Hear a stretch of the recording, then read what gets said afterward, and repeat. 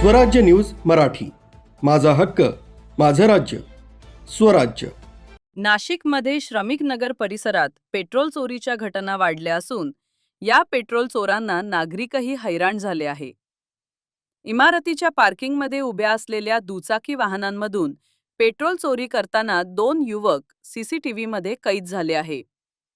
श्रमिक नगर, Kadepathar, Siddhivinayak colony, ITI colony तसेच मारी colony परिसरात गेल्या काही दिवसांपासून पेट्रोलचा चोरीचा प्रकार घडत असल्याचे निदर्शनास आले।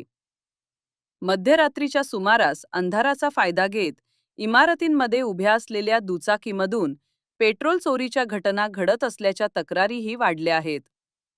गुरुवारी मध्यरात्री नरेंद्र छाया अपार्टमेंटमध्ये 2 युवक पेट्रोल चोरी करत असल्याचे सीसीटीव्हीमध्ये कैद झाले। त्यांचा चेहरा स्पष्ट दिसत नसला तरी पोलिसांकडून संशयितांचा शोध घेतला जात आहे।